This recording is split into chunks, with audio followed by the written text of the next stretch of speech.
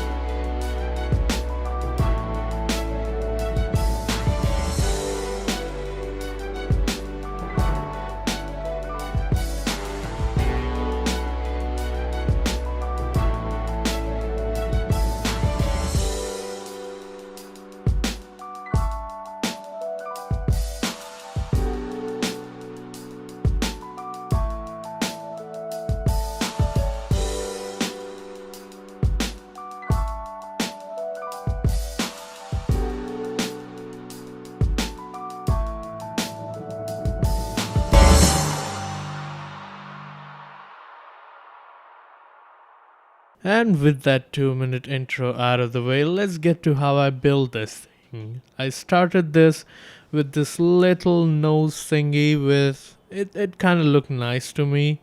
Then I hollowed it out a little and I thought I would place a missile or two there, which I did. Small missiles, but even short missiles have many modules in them now, and I was baffled. Then I built an APS for it, which fit perfectly fine into it, and I added 2-meter thick metal to it, and surprisingly this was only 9,600 resources, and for me that is pretty low including an APS, so I was pretty happy with it. And I changed the nose design a little so it looks much better than before. And then, call me a madman, call me whatever you want, I added 4 large missiles and the cost jumped up to a ridiculous 52,000. So I thought it wasn't worth it, and as you guys can see in this clip, I removed the 2 missiles in the back and only kept 2 large missiles. Also, I made progress of the hull at this point, and I hollowed out the area of the missile to fit in, you guessed it right, an engine. And the cost went down to 39k, so I was pretty happy about how this design was coming along pretty nicely. Then I added the butt, and always with my Kraus, my butt had some thrusters, and as you can see I also added some small missiles to the side to compensate for the missing 2 larger missiles. And to be honest, the cost increased a little, but to 57,000, almost a completed craft, I was pretty happy with it. It was kind of supposed to be a starter craft, but it was a little bit on the expensive side for a starter craft, but I didn't care. I just liked it. Then I moved along and added some cogs to this thing in the sides, and it started looking steampunky. That's the idea for the new Neter campaign, steampunk theme. And then another cog on the other side. And I can't get enough of those large missile hatches launching. They just look amazing, like it's gonna launch a nuke or something. Oh, look at the APS firing. Pretty hectic, eh? Not really. I should have used Belfit, but I didn't, because I didn't want to. I'm And these small missiles, as you guys can see in this clip, they have ridiculously low turning circle, hence I love them. Alright guys, you're not hallucinating, I was just messing with you. And then I added some more hull to it and it looked amazingly complete, and I actually fell in love with the design for some reason. And this blueprint system added by the devs, the red dot being the ACB and the blue dot being the affected block, it actually shows you the range, and you can actually know what is getting affected by the ACB and whatnot. Such a quality of life change. And then, as you guys can see, I added some more pipes and valves. The idea was by Mateys 76. 76? I don't remember. But yeah, the pipes with valves releasing steam, and in the sides the piston of the steams, and in the front with some steam pipes and fires. It kinda really started looking steampunky, and I really loved it. Look at those pistons moving slowly, steadily, uses around 0.2 materials per second, but for aesthetics I am happily sacrificing that kind of resources. And yeah, I also made the gears spinnier, so they kinda looked even better. Just better and better. Also, now it's floating on its own. No more caps lock to it, because nice PID is always nice. And you guessed it guys, shields. Lots of shields, double butterfly shielding, because let's be honest, we need to protect ourselves, but there's a problem if you cannot see, is that the shields are too much alpha. We cannot see the actual ship. Let's turn that down.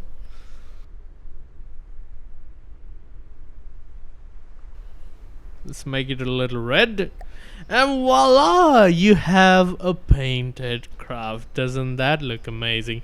I am going with a black, red and golden theme this time instead of just black and red, because that breaks the eye a little, and the orange on the gear kind of makes it look like a rustic gear or something.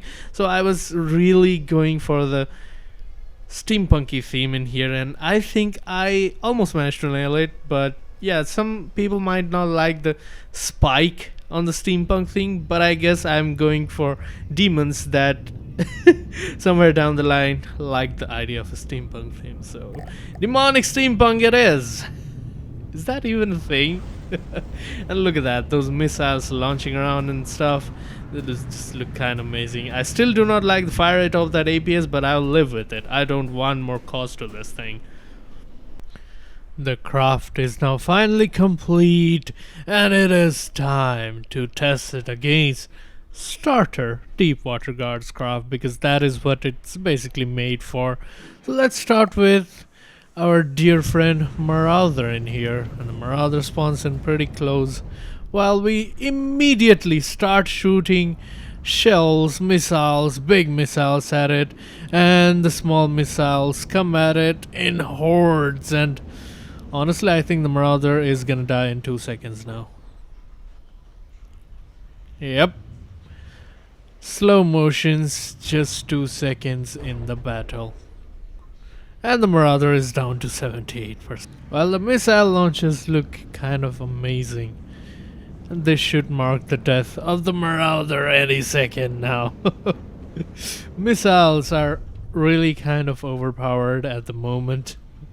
And now we shall spawn in something better.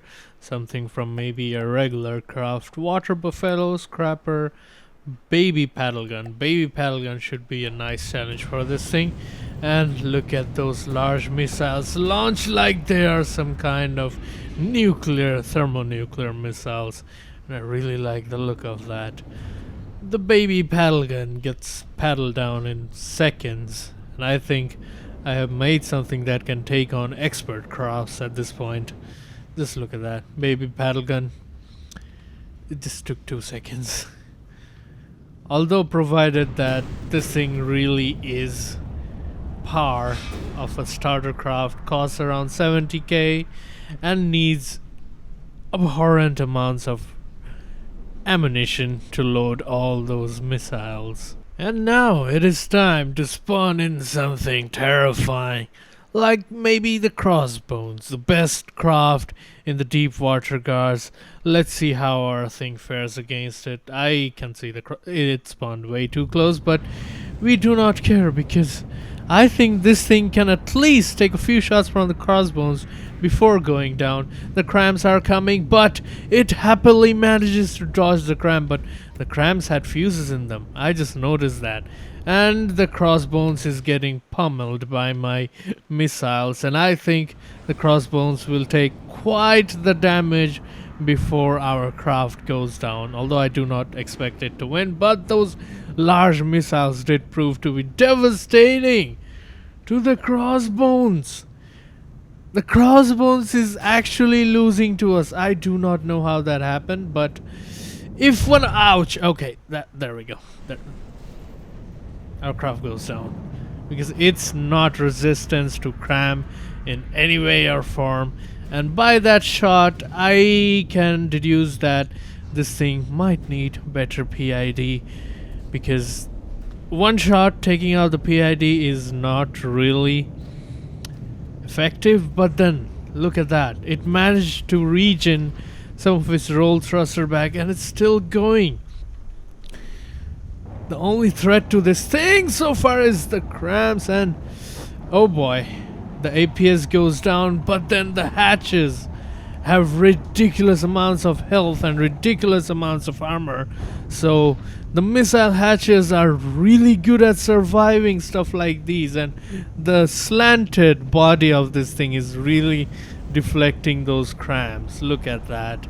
Even if the APS is gone, it still is managing to fire whatever remaining missiles it has, and I am actually happy with its performance. It managed to get down the Crossbones to 89% by its own. Remember guys, this is the best ship of the deep water guard, made by Alnir, the all-powerful engineer. And finally the craft goes down, including our dear robot. And with that, I think this is the perfect time to end this video here, guys. Hopefully you guys enjoyed watching this video. Like this video if you did, and subscribe to the channel if you're new. Share it with your friends, and until next time, I'm Dark Cow. Brawl safe. That kind of sounded like Scott Manley's outro. Yeah.